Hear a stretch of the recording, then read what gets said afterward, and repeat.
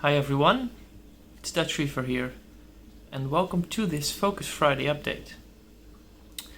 Today, like I promised last week, I'll show you a couple of upgrades to the tank, more specifically my ReefScaped, which you can already see at the moment, which I'll zoom in on in a minute, and a ClariSea filter that I added to the tank.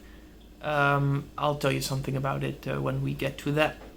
So unfortunately, I wanted to do quite a lot more, like fix the electricity and stuff, but yesterday I hurt my back pretty bad, so I was out for most of yesterday and today, and well, around noon I started feeling better, so I fixed the ClariSea filter, and on Tuesday I did the ReefScaped.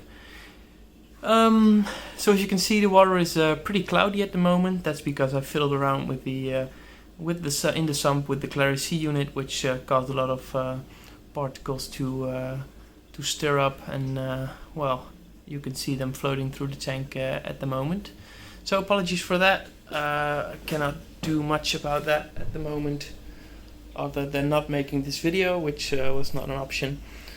So this is my new ReefScaped. So as you can see, I changed quite a bit. One of the most noticeable things is that I've cleared up an area right here, so you can actually see through the tank, which wasn't possible before. And since this tank is 90 centimeters wide, it was a waste not doing that. So now you can see all the way through the tank, and in doing that I also cleared up another see-through right here, so you can also look to the other side and here as well. So the tank is a lot more open than before, which I really like, here as well. Since that's, well, really my philosophy when you're building a reef tank. Everything needs to be well, as light as possible. Of course, still you have to build a good reef structure in your tank. By the way, this Goniopora looks a lot more yellow-green than it actually is. I guess because of the video filter that it, well, the color temperature. Ah, well, there it is. That's more like it. So this is what it looks in real life. Looks like in real life. So, like I was saying, my philosophy is that you want most rocks up in the air and not on the ground. So you see a lot of people building a reef and then just piling rocks on top of each other, which was what my tank was before doing this ReefScaped. And then one of the issues you create is flow. A tank needs flow all around from the top to the bottom, and of course the sand needs to stay clean. So to prevent issues like cyanoalgae, as you can see right here, starting to emerge, you need as good as flow as possible. And one way to do that is to leave as much sand visible as possible. So that's what I tried to do with this ReefScaped. This is pretty much the same, and this part is completely new. So what I did is I built a structure right here, and then on top of that I built another structure that's reaching all the way up to the tank, which is now the highest point in the tank, which was also the goal. To, of course, attach my Millepora right there, hoping that it might recover, since it's not looking that happy. It is looking better than it did a few weeks ago, but still has a long way to go to get back to its original color, which is green and pink, and now it's more brown and green a bit. So what I also did when I moved around some stuff in my tank is that I mounted this Stylophora in a different way, and as you can see, the porcelain crab, which is right there, is now showing itself a lot more than it did before, which I really like, because yeah, this is one of those crabs that I really like in my tank, and now it's showing itself a lot more. So that's a win-win with this ReefScaped. So I also moved some of my corals around. So for example, this torch coral is now in the middle, where it has a lot more room to wave around. I still don't know what to do with this Monty. A piece broke off and I'm still deciding where to place it. I haven't really found a good place for it yet. But this is starting to look the way I want it to be. So I'll quickly walk to the other side. I hope that that's really peculiar.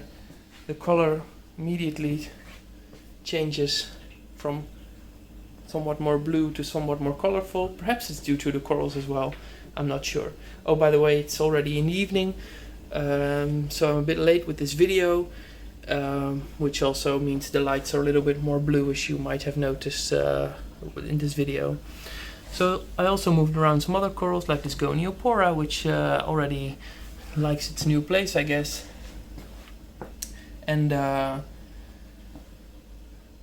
one of the last things I want to mention about my ReefScaped is this bridge. I've had this in my previous tank as well, and I thought it was only a good thing to reinstate it to its previous state. So it's a bridge with zoanthus on it and some Goniopora, and it's reaching from the pillar with the clownfish to this part of the reef, which gives it a nice see-through effect as well. So while we're down here, I'm going to show you the ClariSea that I've built into my sump. It's still very, it's not a new one to start with, so it's one of the older types. If you don't know the concept, the ClariSea is a filter device, so there's a big filter roll on top, as you can see right here, and there's a machine here with an electrical motor that takes the filter floss all the way through this tank right here, as you can see, and by doing that it filters the dirt out of the water. Try to show you, I hope the gimbal allows me to. Oh, yeah, so this is, it's a bit obstructed, but the water in the filter basically goes through the floss, and when the floss gets dirty, then there's a level, a float, which causes the water level. When the water level rises, the floats get activated. When it gets activated, this button is when you push this button, it does it manually. Then it starts rolling. So as you can see, the filter floss is coming upward. And just for this video, I'm going to give it a little spin. So this has been in for only 15 to 20 minutes, and as you can already see, there is a lot of dirt on there. So it needs to get dark brown. And of course, otherwise you would just be wasting your floss, which is quite expensive. But I hope that this is a nice way of filtering the water, and yeah, in an automatic way without having to clean your filter floss manually. Of course, once the roll is depleted, you need to put in a new one, and well, of course, that's still something to do. I hope that I only have to do it once or twice every few months, but we'll see. For now, I'm glad that it is in. It's quite a big device, so when you're considering of buying one, you need around 20 centimeters in width, and it is about 40 centimeters high, I guess. So you need quite some space to to house this unit.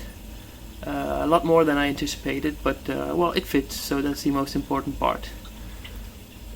Other than that, everything is running smoothly. As you can see right here, the macroalgae are doing a nice job of growing. The light that I had was broken, so there's a temporary light in there right now. I'll replace that by a nice algae light par 38 once it's back in stock. So that's it for now. I hope you enjoyed this update. You will see a lot more of my ReefScaped in the upcoming videos. So for now, I want to wish you a happy weekend, and see you. Bye.